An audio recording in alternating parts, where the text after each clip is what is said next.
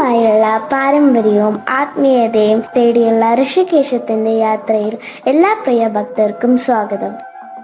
കേരളത്തിലെ പ്രസിദ്ധവും പുരാതനവുമായ ക്ഷേത്രങ്ങളിലൊന്നാണ് തൃപ്രയാർ ശ്രീരാമസ്വാമി ക്ഷേത്രം. ഹൈന്ദവ വിശ്വാസ പ്രകാരം മഹാവിഷ്ണുവിന്റെ 7ാമത്തെ അവതാരമായ മര്യാദ പുരുഷോത്തമൻ ശ്രീരാമനെ ഗരഭൂഷണ തൃശിരസുകളെയും അവയുടെ സൈന്യത്തെയും വധിച്ച ശേഷമുള്ള അത്യുഗ്രഭാവത്തിൽ ചതുർബാഹുവായ മഹാവിഷ്ണുവിന്റെ രൂപത്തിൽ ഇവിടെ പ്രതിഷ്ഠിച്ചിരിക്കുന്നു. ലക്ഷ്മി ദേവിയെയും ഭൂമി ദേവിയെയും ഭഗവാന്റെ ഇരുവശത്തായി പ്രതിഷ്ഠിച്ചിട്ടുണ്ട്. ഇവർ ഊരകത്തമ്മയും ചേർപ്പിലമ്മയുമാണെന്നാണ് വിശ്വസിച്ചു വരുന്നത്.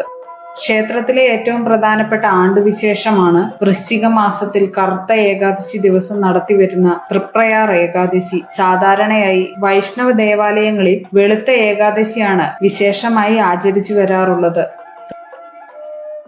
തൃപ്രയാറിൽ കറുത്ത ഏകാദശി ആചരിക്കുന്നതിന് കാരണമായി പറയപ്പെടുന്നത് ഭഗവാന്റെ ശൈവ ചൈതന്യമാണ്. വൃശ്ചികത്തിലെ വെളുത്ത ഏകാദശി ഗുരുവായൂർ ഏകാദശിയായി അറിയപ്പെടുന്നു. ഏകാദശിയോടനുബന്ധിച്ച് വിശേഷാൽ വിളക്കുകളും കലാപരിപാടികളും ഉണ്ടാകാറുണ്ട്. ഏകാദശിക്ക് 2 ആഴ്ച മുമ്പ് തന്നെ നിറമാല തുടങ്ങും. അതിനുശേഷമാണ് വിളക്ക് തുടങ്ങുക. ഓരോ ദിവസവും വിവിധ സ്ഥാപനങ്ങളുടെയും ഭക്തജനങ്ങളുടെയും വക വിളക്കുകൾ ഉണ്ടാകും. ഏകാദശിയോടനുബന്ധിച്ചുള്ള ഏറ്റവും പ്രധാനപ്പെട്ട ചടങ്ങാണ് ഏകാദശിയുടെ തലേ ദിവസമായ ദശമി നാളിലെ എഴുന്നള്ളിപ്പ്.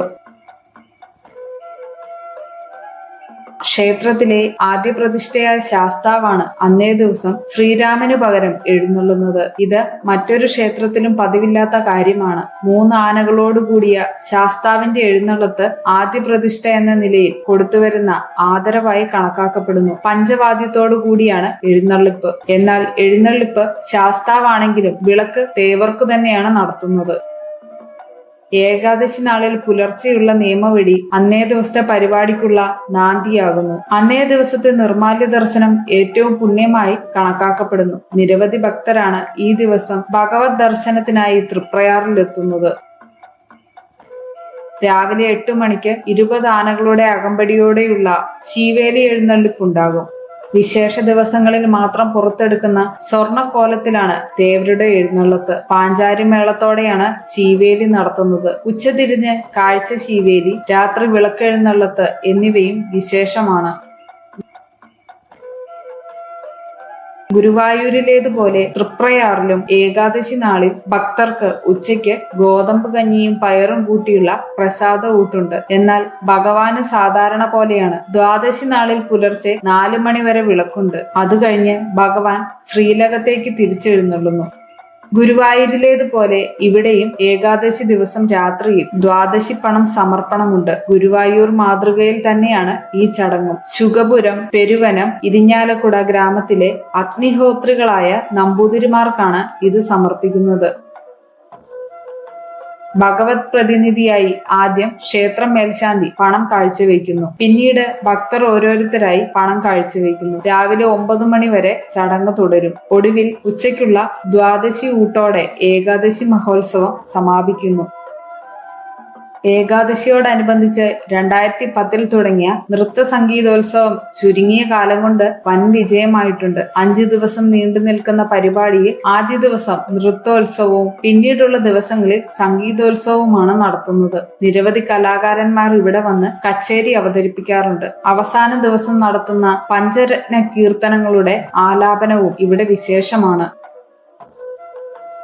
ലക്ഷ്മി ദേവി, ഭൂമി ദേവി സമേതനായ തൃപ്രയാറപ്പനെ തൊഴുതു പ്രാർത്ഥിച്ചാൽ സകല ദുരിതങ്ങളും ദാരിദ്ര്യവും നീങ്ങുമെന്നാണ് വിശ്വാസം. തൃപ്രയാർ ഏകാദശി ദിനത്തിലെ ഭഗവാന്റെ നിർമാല്യ ദർശനം ശ്രേഷ്ഠവും പുണ്യദായകവുമാണ്. പ്രധാന വഴിപാടുകൾ കതിനവെടി വഴിപാട് സമർപ്പണവും മീനൂട്ടുമാണ്. 10, 101, 1001 എന്നീ ക്രമത്തിലാണ് വഴിപാട്.